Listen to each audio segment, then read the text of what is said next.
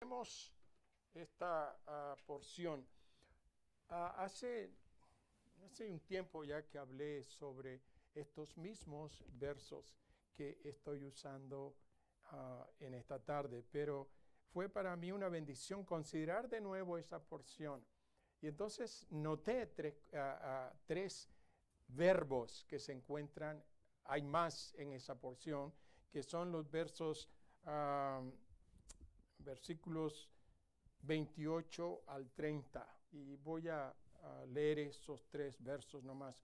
Venid a mí todos los que estáis trabajados y cargados, y yo os haré descansar. Llevad mi yugo sobre vosotros, y aprended de mí, que soy manso y humilde de corazón, y hallaréis descanso para vuestras almas. Porque mi yugo es fácil y ligera mi carga. Como ustedes ven allí, hay más de tres verbos, pero quiero ocuparme de tres verbos que son los que producen resultados gloriosos. Así que miremos entonces esos versículos. Ahora, en los archivos de la historia de la humanidad, desde su comienzo hasta nuestros días, no se ha levantado un hombre que pronunciara palabras que impactaran al hombre en la forma como impactan las palabras que el Señor Jesucristo pronunció durante su ministerio aquí en la tierra.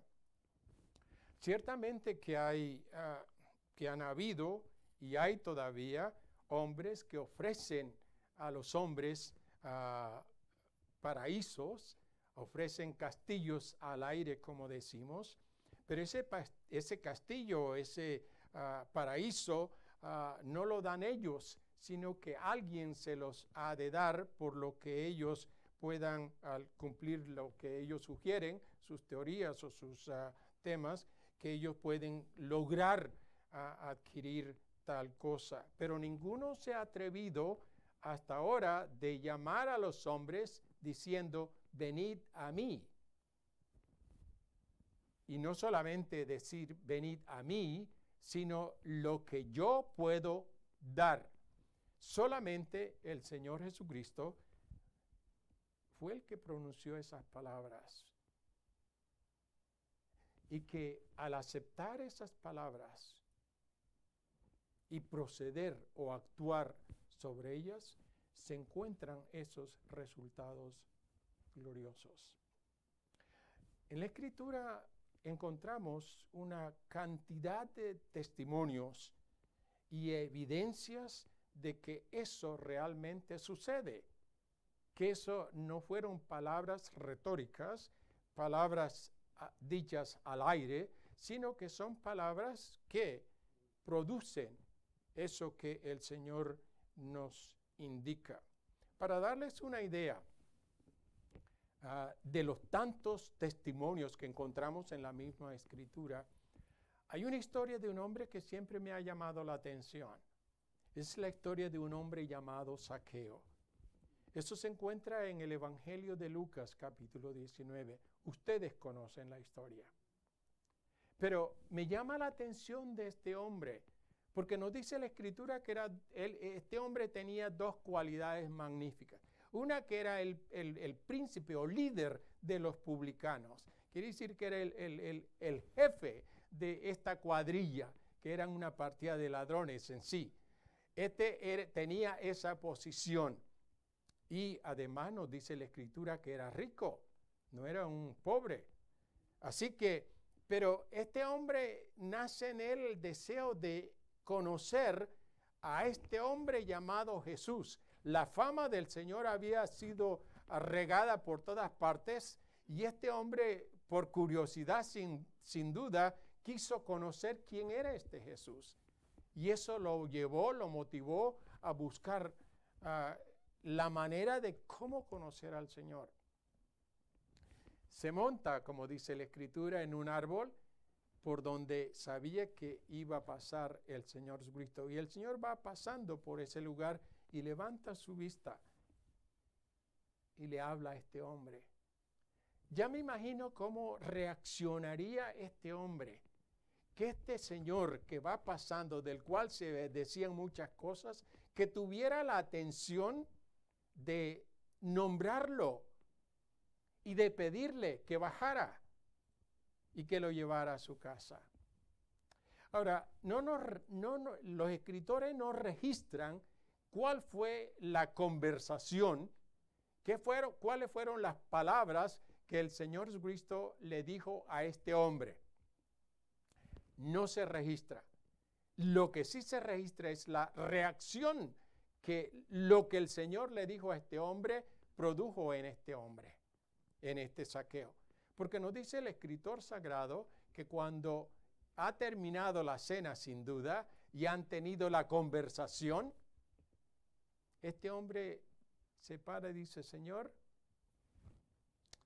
yo realmente he hecho algo que no es correcto.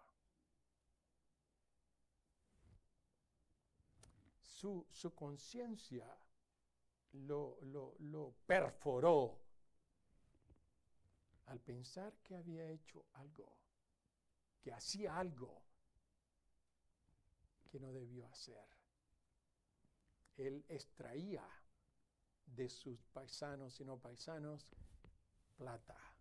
De esa manera había adquirido el dinero, las riquezas que tenía este hombre.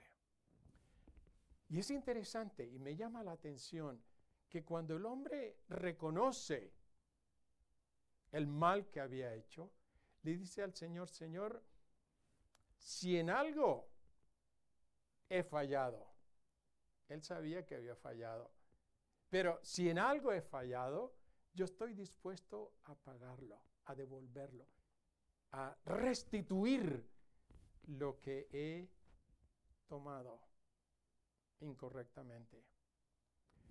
Algo más dijo ese hombre: no solamente lo voy a devolver, pero voy a pagar intereses.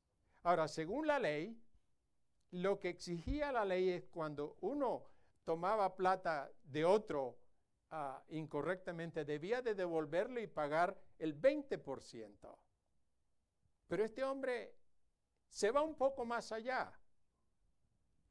Dice: en vez de 2% o 20%, voy a dar el 40%. Ahora, para nosotros tal vez eso no significa mucho, pero aquí tenemos a un hombre que era un hombre avaro, que buscaba plata, que siempre recibía, nunca daba. Y sin embargo, ahora no solamente está dispuesto a dar, pero a dar cuadruplicado la cantidad. Eso es el resultado de la conversación que tuvo con el maestro. Así que quiero entonces que miren conmigo esos tres verbos, los tres verbos que se destacan. Hay más en la porción, pero esos verbos son el resultado de lo que dicen los otros verbos. Pero los tres verbos en los cuales me concentro es el verbo venid. Él dice: venid a mí. El segundo verbo es llevad mi yugo. Y el tercer verbo es aprended. Así que venid, llevad, aprended. A ver lo que podemos aprender en esta tarde de esos verbos. La primera, como indicado, el primer verbo, por supuesto, es venid a mí. ¿Quién se atreve a decirle a los hombres: venga a mí, que yo le voy a dar esto? Solamente este ser. Ahora nos preguntamos: ¿quién es este hombre? ¿Quién es este ser que está prometiendo algo a mí? Que me está prometiendo algo a mí. Bueno, ¿es él uno que tiene autoridad para llamar a los hombres hacia él? Es un hombre que se siente no solamente con autoridad, pero con poder para dar lo que él ofrece.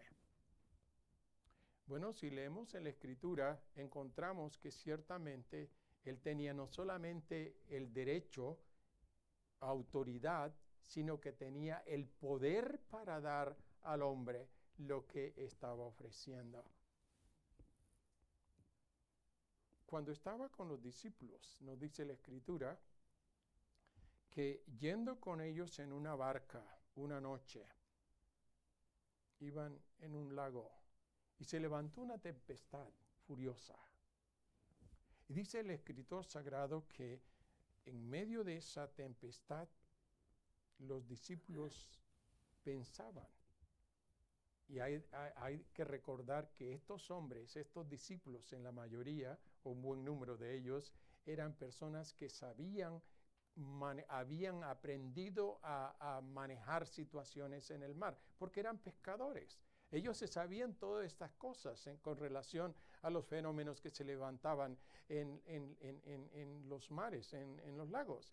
Y era sin duda que sabían nadar bien para no dejarse hundir por las olas. Sin embargo, encontramos que esos hombres se llenaron de pánico al ver semejante tempestad y le pidieron al Señor, lo inquietaron para que hiciera algo por ellos.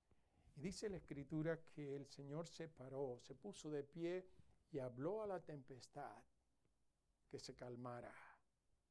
Y dice la Escritura que vino bonanza, se calmó la tempestad. Y los discípulos preguntan, ¿quién es este hombre? Bueno, ese es el Dios encarnado, ese es el Dios que Dios había prometido que vendría, que sería el Salvador del mundo. Hay otros casos también. Encontramos a aquel hombre que estaba paralítico, por años había sufrido de males, y el Señor, cuando este hombre se le acerca, le pide entonces que tome su lecho y se levante y vaya para su casa.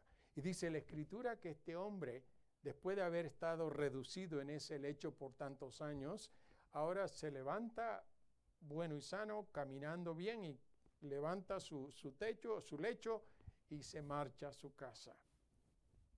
Este es aquel que ofrece a los hombres, que invita a los hombres a venir a Él porque Él tiene algo que darle y que es verdadero.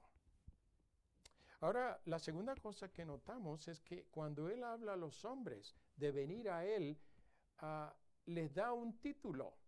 ¿Se dieron cuenta? Él dice, venid a mí todos los que estáis trabajados y cargados. Trabajados y cargados. Y entonces nos preguntamos, ¿quiénes son estos trabajados? ¿Quiénes son estos cargados? Bueno, no son personas, o no se estaba refiriendo a aquellos que estaban trabajados y cansados debido al trabajo físico. Él no estaba hablando de eso, porque en el mismo contexto, en el mismo texto nos indica los resultados que se puede esperar de lo que Él ofrece. Era un cansancio, era un trabajo mucho más profundo de lo que era el cansancio físico. Hombres y mujeres, por supuesto, que son abatidos por su propia vida, por lo que han hecho en su vida, por las cosas en que se hayan envuelto durante su vida. Y nosotros encontramos casos en cantidad de cómo personas, siendo mortificadas, condenadas por su propia conciencia, llegaron a ser libertados completamente al aceptar la invitación del Señor.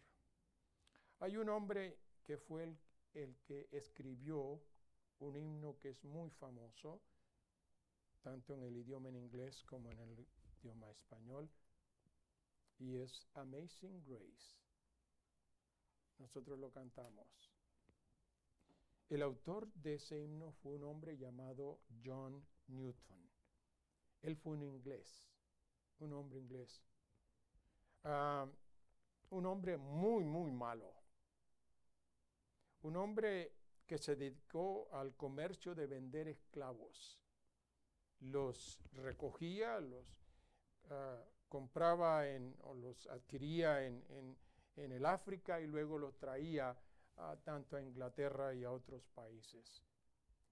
Y dice la escritura, dicen la historia, que él trataba mal a estos esclavos. Él los llevaba en sus barcos y allí entonces hacía con ellos muchas cosas que no eran dignas de mencionar, no son dignas de mencionar. Pero era un hombre bárbaro, un hombre malo. Bueno, dice la escritura, dice la historia, que en uno de esos viajes se levantó una gran tempestad y él era el capitán del barco, llevando una cantidad de esclavos en ese barco. Y dice que cuando se levantó esa tempestad, y él siendo el que llevaba, el que manejaba o conducía esa gran nave, empezó a sentirse mal por dentro. Y dice que como una tempestad se reventó interiormente. Y dice la historia que ese hombre allí, en aquel momento, en aquella noche, se postró y clamó a Dios que lo perdonara, que lo salvara. Y descubrió que su carga fue quitada y su culpa perdonada. De ahí nació Amazing Grace. Las palabras que el Señor pronunció cuando Él invitó a los hombres, Él conoció la condición de los hombres.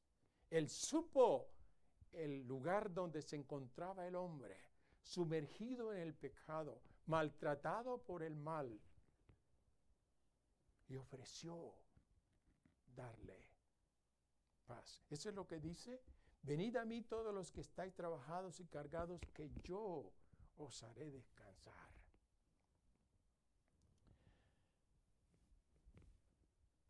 La invitación del Señor es para aquellos que están cargados y que están cansados por el pecado. Pablo pone pareja a toda la raza humana.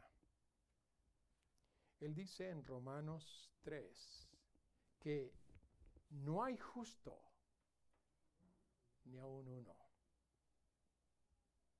No hay alguien que pueda levantar su mano y decir: yo no tengo culpa, yo no soy culpable. Pablo dice que no hay ninguno.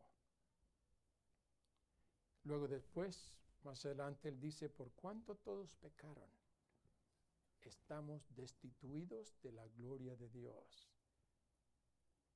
El hombre, por el pecado, no simplemente porque lo haga, no simplemente porque se envuelve en las cosas del mal, pero porque su naturaleza ya viene manchada, ya viene malograda. Por esa razón, dice Pablo, que estamos destituidos de la gloria de Dios. Y Dios, entonces, a través de la persona del Señor Jesucristo, nos hace la invitación. Y todos nosotros, los que hemos experimentado eso, descubrimos y podemos decir amén, porque eso ha sucedido con nosotros. Conociendo la condición en que vivimos en un tiempo atrás, aceptamos esa invitación, ese llamado. Rendimos nuestras vidas a Él y descubrimos que realmente eso funciona. Y hoy en día por eso cantamos y nos gozamos y tenemos la seguridad de un lugar en el cielo. Bien, venid a mí, dijo el Señor. El segundo verbo es llevad mi yugo, pero lo voy a invertir. En vez de tomar ese, voy a tomar el que sigue. Aprended de mí. Bien, ¿hay algo que nosotros podemos aprender del Señor Jesucristo? Claro que sí. Y por supuesto que hay mucho.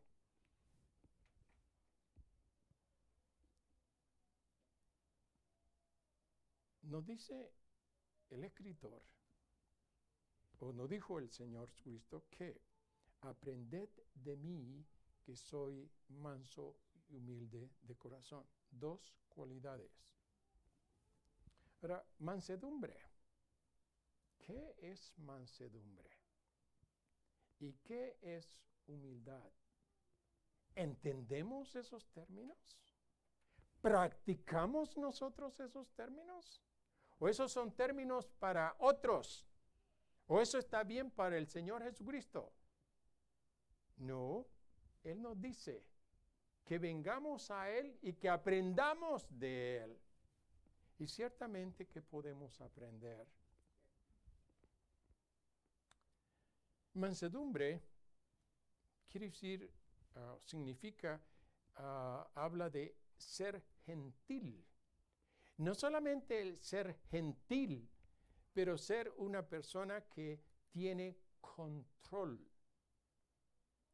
que no permite que sus emociones lo manejen o la manejen en una forma ligera. El Señor Jesucristo mostró eso, ¿sabe? El Señor Jesucristo mostró eso. Y Santiago, si lee la carta de Santiago, él nos exhorta a seguir lo mismo.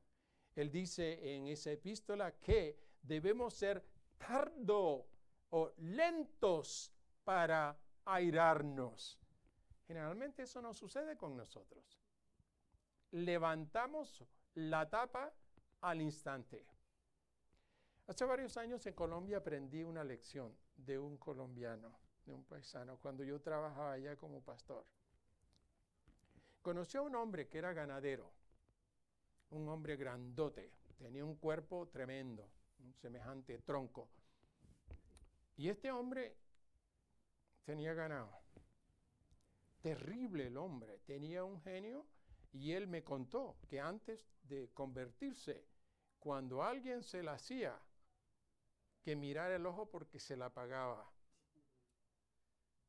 Y el doble. Tanto es así que una vez un hombre se metió, él tenía su corral ahí al lado de la casa, un hombre se metió para robarle un ternero. Este hombre, como era ganadero, sabía usar el lazo.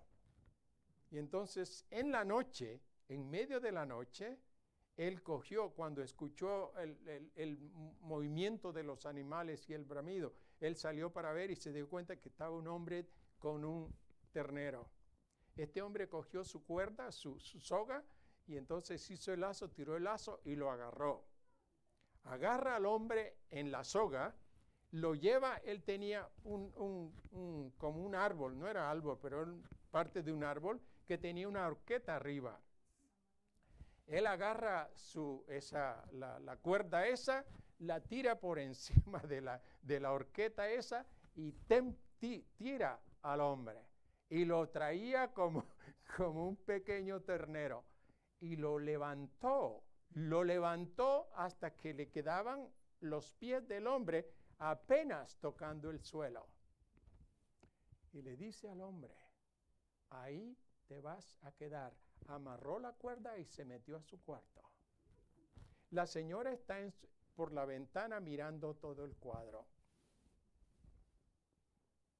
Y cuando el hombre entra, de apellido Arenas se llamaba, le dijo, no lo mates así, suéltala.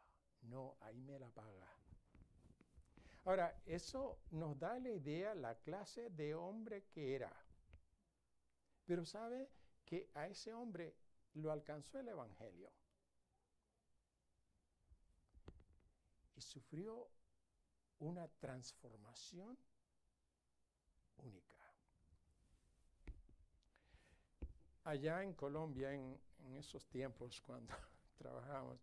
La gente se daba cuenta que cuando las personas se convertían, pensaban que se convertían en bobos, ¿no? Que podían hacer con ellos lo que quisieran. Bueno, tenía un vecino que era un pedacito de hombre así. Este hombre se dio cuenta que el señor Arenas se había convertido. Y entonces dijo, voy a probar ese asunto. Se tomó unos tragos y cuando le hizo acción el licor, se vino al portal de su casa en pleno día y comenzó a gritarle barbaridades al señor Arena. Ahora, el señor Arena pudo haber salido y con un puño así desbaratar a ese hombre. Lo pudo haber hecho. Si colgó a aquel en la cuerda, lo hubiera hecho con este. Pero sabe que el señor Arenas, en su puerta, con su señora, le escuchó todo lo que este pedazo de hombre hizo y no levantó su mano. El hombre, el pedazo de hombre, el vecino, descubrió que algo le había pasado al señor Arenas. Aprendió la mansedumbre, el poder ser controlado por sí mismo, no tomar la justicia en sus manos. El Señor dijo, aprended de mí, que soy manso. Ahora, cuando hablamos del Señor Jesucristo, notamos, como dice Pablo en Filipenses, que siendo Él igual a Dios, siendo Él Dios, no se hizo igual a Dios, sino que tomó forma de siervo. Tomó forma de siervo. Ahora eso es mucho.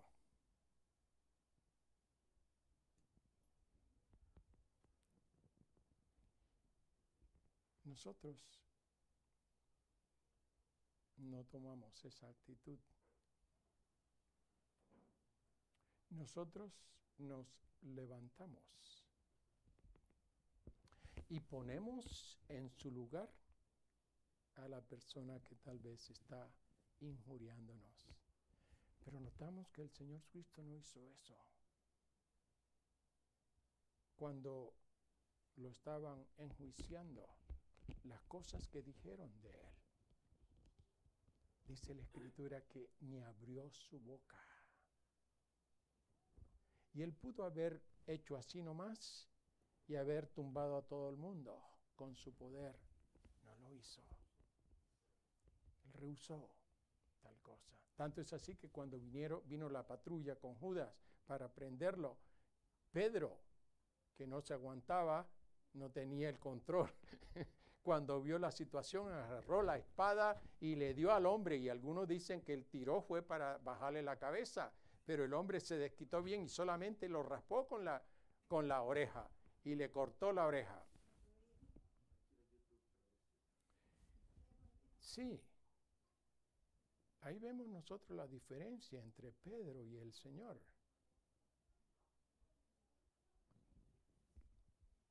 Nosotros tenemos que aprender eso. A ser mansos. No mensos.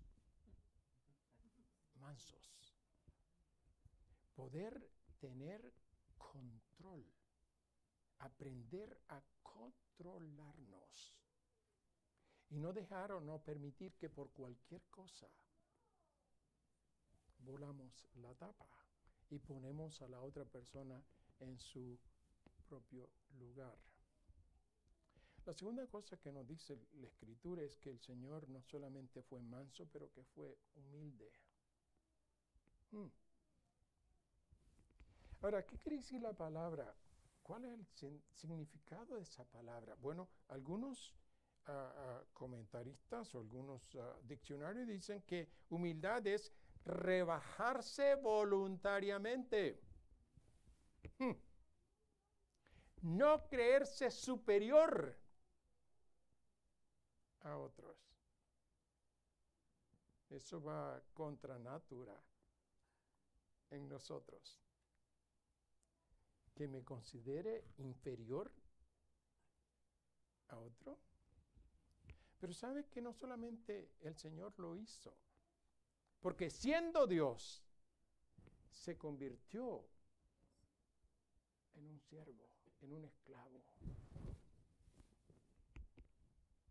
Él hizo ese trabajo.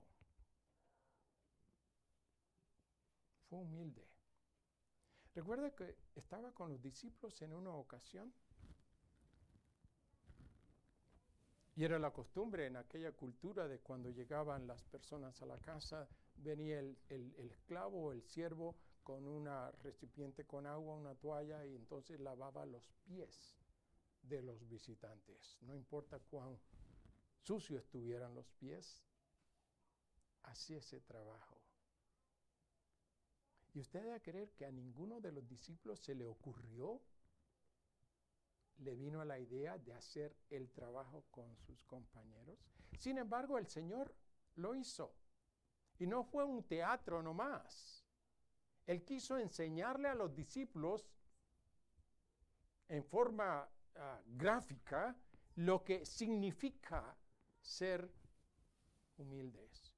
Cogió un recipiente, lo llenó con agua, le puso agua y agarró una toalla de sí en sí, se la amarró y fue a hacer el trabajo del siervo.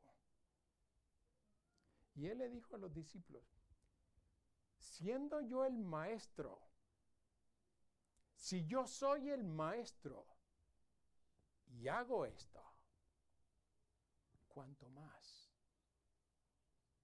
ustedes deben hacerlo? En Romanos, déjenme y leo lo que dice Romanos, una porción en Romanos, porque no solamente tenemos eso en Romanos, hay otras porciones, pero miren lo que dice Pablo, que esto a veces cae tan mal en muchas personas. Dice Pablo, digo pues por la gracia que me es dada a cada cual que está entre vosotros, que no tenga más alto concepto de sí que el que debe tener, sino que piense de sí con cordura. No se crea más de lo que es. Ese es Pablo. Eso es humildad. Cuando aprendemos a considerar a los otros, a estimar a los otros como si fueran mejores que nosotros. Bien. Por último, llevad mi yugo. Venid a mí. Esa es la invitación. Aprended de mí. No aprended de otro. No sigue el ejemplo de otro. Aprendan de mí. Que yo soy Dios, el Maestro, el Emmanuel, el Mesías, el dueño y creador de todas las cosas. Practico, vivo esto. Llevad mi yugo.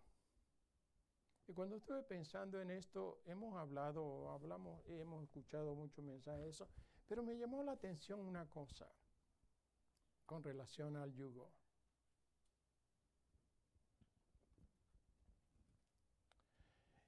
Es una pieza de madera. Ustedes lo conocen, sin duda.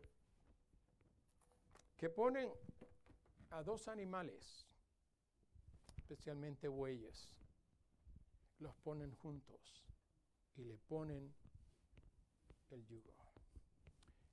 ¿Para qué lo hacen? Dos cosas. Si se trata de llevar carga, se reparte el peso. No solamente uno lleva la carga, los dos llevan la carga. Si se trata de trabajar, el arar o hacer cualquier otro tipo de trabajo, pueden hacer el trabajo fácilmente, que uno solo no podría hacerlo. De esa manera, estando los dos, se alivia la carga. Pero ¿sabe? La cosa que me llamó la atención, que ha sido para mí una bendición al considerar esta porción, es que cuando él dice de tomar el yugo de él, ¿qué está diciendo el Señor? Que él me eleva, me trae a la posición de él, donde está él. Nada menos que a mi lado, nada menos que a su lado. Yo, ¿quién soy yo para ponerme al lado de él? ¿Cuáles son mis cualidades para ponerme al mismo nivel del Señor? Y Él me invita que me ponga su yugo. Él me levanta a la posición de Él. Volviendo al caso de Zaqueo, ya me imagino cómo se sentiría este pedacito de hombre. Haber recibido al maestro en su casa. Él que era uno que todo mundo lo odiaba. Y sin embargo, poder tener su compañía y tenerlo en su casa. ¡Qué honor! ¡Qué bendición! Eso hace Dios. Y a eso nos llama para levantarnos de la condición en que nos encontremos a la posición donde Él está. Eso es grande, es hermoso. Solo Él puede hacer eso. Yo me considero, yo me miro y considero que no soy digno de ponerme en su nivel. No solamente me levanta, pero dice que su yugo es fácil. Generalmente es pesado ese aparato, pero dice que el de Él es fácil de manejar. A veces algunos dicen que no quieren entregarse al Señor porque consideran que el llevar la vida cristiana es una cosa imposible. Bueno, no han aprendido el secreto. Aquí está la clave. Que cuando me uno a Él por medio del yugo, la vida se me hace fácil de llevar. Dice que su yugo es fácil y la carga muy ligera. Mire la carga suya. Piense si podemos pesar la vida pecaminosa nuestra y ponerla en la balanza con la vida del Señor Jesucristo. No hay comparación. Él nunca pecó. Su vida fue pura, santa, sacrosanta. Y Él me dice que su carga se hace ligera. No tiene peso, no hay pecado. Y puedo manejarlo bien. Su yugo es fácil y su carga es ligera. Es muy fácil de llevar. ¿Qué es lo que está tratando el Señor Jesucristo de decirnos con todo esto que he estado indicando? A los que están cargados, dice, los haré descansar. Versículo 29, si Llevad mi yugo sobre vosotros y aprended de mí, que soy manso y humilde de corazón, y hallaréis descanso. ¿Para qué? Para el cuerpo, para vuestras almas. Eso es lo que Dios está tratando de indicarme, y esa es la invitación que el Señor está haciéndonos. Que vengamos a Él para que la carga nuestra, el pecado nuestro, desaparezca y podamos hallar descanso en la vida. Solo Cristo pudo ofrecer eso. Sigue ofreciéndolo. Y nosotros que ya conocemos algo de la relación con Él, descubrimos que ciertamente se hace posible vivir la vida cristiana. Son 3 verbos, ojalá que no los olvidemos, que lo podamos aplicar. Ya hemos venido a Él, por supuesto, todavía nos queda un trayectico que recorrer. Tenemos todavía que aprender a ser mansos y a ser humildes. Y descubriremos que la vida se hace encantadora. Gracias al Señor por su invitación, por sus palabras que llenan y satisfacen el corazón del hombre.